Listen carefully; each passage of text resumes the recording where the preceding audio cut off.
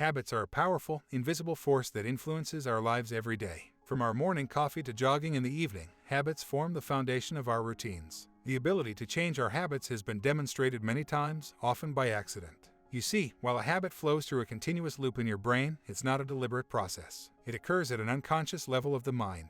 When you shove a spoonful of sugar-coated puffed rice into your mouth before going to bed each night, you don't think about what you're doing, it just happens. Habits operate differently. They're thought processes that occur outside of your consciousness. As a result, you're not aware of when they occur or when they change. Because of this, they're typically less controllable and easier to develop. Habits differ from other mental processes in a few distinct ways. We've all been there. We make a resolution to lose weight, go back to school, find love, or some other grand goal. Why do so many people fail at their resolutions every year? It's not because they don't have enough self-discipline or that they actively choose to give up on their goals. The simple reason is habits. When people try to change their behavior, they tend to focus too heavily on willpower, discipline, and conscious decision-making. However, the human mind isn't always particularly rational when it comes to our own decisions. It's easy to say leave the chocolate cake for later, but more challenging to stick with that plan at the moment. Why is this the case? It's not about willpower, it's about habits. Rather than hoping for a life of unrelenting self-control, focus instead on developing patterns that promote wellness. Exercise regularly, eat balanced meals, decision-making, and get enough sleep every night so you feel refreshed and energized.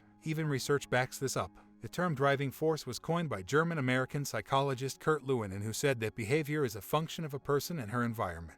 According to Kurt Lewin, human behavior is determined by internal forces like fears and desires and external environmental forces exerted on us by the world around us. We've already come across one type of influence, driving force. Its opposite is a restrictive force, which acts as a deterrent. It's not hard to harness the full power of the driving forces and restrictive forces to change your habits. You can use the driving force by making your environment an ally of good practices, not their enemy, and you'll be motivated to go the extra mile and find ways to make your progress and lifestyle changes permanent.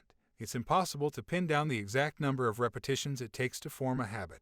It could take 3 tries, 300, or just one. Some habits are more challenging to create than others. Even researchers have found it challenging to come up with exact figures. It takes time to adopt new behaviors. It's natural for people to fall back on their old habits when confronted with uncomfortable change, especially suitable initially. But be patient. Persisting through this phase will yield significant results over time. Unfortunately, there is no way to hasten the process and make it faster. As a result, it is just best to keep going, and in time, the habit would become second nature. Some rewards are better than others when it comes to encouraging behavior change. Scheduled tips are worse than uncertain ones. This might seem counterintuitive, but the research says so. When it comes to encouraging new habits, not all rewards are equal. It is essential to set up tips that will excite the user and help them achieve their goals. If you want your users to do something, you should give them something unclear or unexpected. A study found that when participants received points based on a die roll, their scores and willingness to continue playing increased. However, if the points were fixed, their performance dropped. We use our phones a lot because a chance of receiving an engaging, funny, or flirty text is enough to keep you checking your phone for notifications. But often, these notifications are trivial emails, insignificant reminders, and endless memos. So when your phone does buzz with an exciting notification, you reach for it right away. So when rewarding yourself, make it uncertain.